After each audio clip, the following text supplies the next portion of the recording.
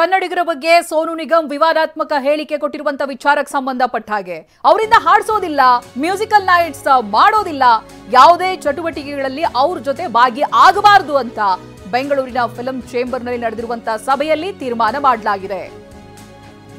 ಘಟನೆ ಬಳಿಕ ಈವರೆಗೂ ಸೋನು ನಿಗಮ್ ಕನ್ನಡಿಗರ ಕ್ಷಮೆ ಕೇಳಿಲ್ಲ. ಬೆಂಗಳೂರಿನಲ್ಲಿ ಫಿಲ್ಮ್ ಚೇಂಬರ್ ಅಧ್ಯಕ್ಷ ನರಸಿಂಹಲು ಹೇಳಿದ್ದಾರೆ.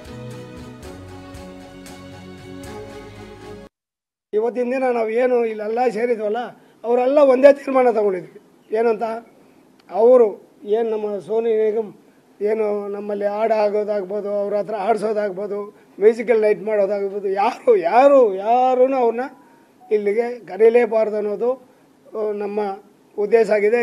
ಎಲ್ಲರೂ ಇದಕ್ಕೆ ಪಾಲಿಸ್ತಾರೆ ಅಂತೇಳಿ ನಾವು ಅದರ ಅಂದ್ಕೊಂಡಿದ್ವಿ. ಈ ಬಗ್ಗೆ ಇನ್ನಷ್ಟು ಮಾಹಿತಿಯನ್ನ ಪಡೆದುಕೊಳ್ತಾ ಹೋಗ್ತೀನಿ. ಪ್ರತಿನಿಧಿ ಮಾಲ್ತೇಶ್ ಜೋಗಿನ್ ಫೋನ್ ಸಂಪರ್ಕದಲ್ಲಿದ್ದಾರೆ. ಮಾಲ್ತೇಶ್ ಜೋಗಿನ್, ಇಂಥದ್ದೊಂದು ನಿರ್ಧಾರ ಬೇಕಿತ್ತು, ಇದಕ್ಕಾಗಿ ಕನ್ನಡ ಪರ ಸಂಘಟನೆಗಳು ರಿಕ್ವೆಸ್ಟ್ ಅನ್ನ ಕೂಡ ಮಾಡಿಕೊಂಡಿದ್ರು.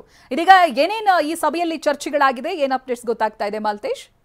ಚೈತ್ರ, ಪ್ರಮುಖವಾಗಿ ಬಹುಭಾಷಾ ಗಾಯಕ ಸೋನು ನಿಗಮ್ ಅವರ ಒಂದು ವಿವಾದಾತ್ಮಕ ಹೇಳಿಕೆ ಏನಿತ್ತು ಆ ವಿಚಾರಕ್ಕೆ ಸಂಬಂಧಪಟ್ಟಂತೆ ಇವತ್ತು ಕರ್ನಾಟಕ ಚಲನಚಿತ್ರ ವಾಣಿಜ್ಯ ಮಂಡಳಿಯಲ್ಲಿ ಒಂದು ಮಹತ್ವದ ಸಭೆಯನ್ನ ಕರೆಯಲಾಗಿತ್ತು. ಈಗಾಗಲೇ ಕನ್ನಡ ಪರ ಸಂಘಟನೆಗಳು ಸಾಕಷ್ಟು ಒತ್ತಾಯವನ್ನ ಮಾಡಿದ್ವು. ಸೊ ಅಂದ್ರೆ ಸೋನು ನಿಗಮ್ ಅವ್ರನ್ನ ಬ್ಯಾನ್ ಮಾಡಬೇಕು, ಅವರಿಗೆ ಅಸಹಕಾರ ತೋರ್ಬೇಕು ಅನ್ನೋ ನಿಟ್ಟಿನಲ್ಲಿ ಅದೇ ರೀತಿಯಾಗಿ ಮಹತ್ವದ ಒಂದು ನಿರ್ಧಾರವನ್ನ ಇವತ್ತು ಚಲನಚಿತ್ರ ವಾಣಿಜ್ಯ ಮಂಡಳಿ ಕೂಡ ಪ್ರಕಟ ಮಾಡಿದೆ ಅಂತಾನೆ ಹೇಳ್ಬೋದು. ಸದ್ಯಕ್ಕೆ ಮುಂದಿನ ದಿನಗಳಲ್ಲಿ ಸೋನು ನಿಗಮ್ ಅವರಿಗೆ ಅಸಹಕಾರ ತೋರ್ಬೇಕು ಮತ್ತು ಕರ್ನಾಟಕದಲ್ಲಿ ನಡೀತಾ ಇರುವಂತಹ ಯಾವುದೇ ಮ್ಯೂಸಿಕಲ್ ನೈಟ್ಸ್ಗೆ ಅವರಿಗೆ ಅವಕಾಶವನ್ನ ಕೊಡಬಾರ್ದು, ಆ ರೀತಿಯ ಒಂದು ತೀರ್ಮಾನವನ್ನ ನಾವು ಮಾಡಿದ್ದೇವೆ ಸದ್ಯಕ್ಕೆ ಅನ್ನುವಂತ ಮಾಹಿತಿಯನ್ನು ಹೇಳಿರ್ತಕ್ಕಂಥದ್ದು. ಒಂದು ವೇಳೆ ಕ್ಷಮಾಪಣೆ ಕೇಳಿದ್ರೆ ಮುಂದಿನ ದಿನಗಳಲ್ಲಿ ಯಾವ ರೀತಿ ನಿರ್ಧಾರ ತೆಗೆದುಕೊಳ್ಬೇಕು ಅನ್ನೋದ್ರ ಬಗ್ಗೆ ಕೂಡ ಚರ್ಚೆ ಮಾಡ್ತೀವಿ ಅನ್ನುವಂತ ನಿಟ್ಟಿನಲ್ಲಿ ಕರ್ನಾಟಕ ಚಲನಚಿತ್ರ ವಾಣಿಜ್ಯ ಮಂಡಳಿ ಅಂಗಸಂಸ್ಥೆಗಳು, ನಿರ್ದೇಶಕ ಸಂಘ ಹಾಗೆ ನಿರ್ಮಾಪಕರ ಸಂಘದ ಅಧ್ಯಕ್ಷರುಗಳನ್ನ ಜೊತೆಗೆ ಮ್ಯೂಸಿಕ್ ಡೈರೆಕ್ಟರ್ ಅಸೋಸಿಯೇಷನ್ ನ ಕಾರ್ಯದರ್ಶಿ ಅವರನ್ನ ಕರೆದು ಸಭೆ ಮಾಡಿ ಈಗ ಒಂದು ಮಹತ್ವದ ನಿರ್ಧಾರವನ್ನು ತೆಗೆದುಕೊಂಡಿರ್ತಕ್ಕಂಥದ್ದು. ಸೊ ಹೀಗಾಗಿ ಈಗಾಗಲೇ ಏನಂದ್ರೆ ಕನ್ನಡ ಪರ ಸಂಘಟನೆಗಳು ಸೋನು ನಿಗಮ್ ಅವ್ರನ್ನ ಬ್ಯಾನ್ ಮಾಡ್ಬೇಕು ಅನ್ನುವಂತ ಒಂದು ಮಹತ್ವದ ಬೇಡಿಕೆಯನ್ನು ಇಟ್ಟಿದ್ರು. ಬಟ್ ಅಸಹಕಾರ ತೋರೋದ್ರ ಮುಖಾಂತರ ಮತ್ತೆ ಅವರಿಗೆ ಅವಕಾಶಗಳನ್ನ ಕೊಡದೇ ಇರೋ ರೀತಿಯ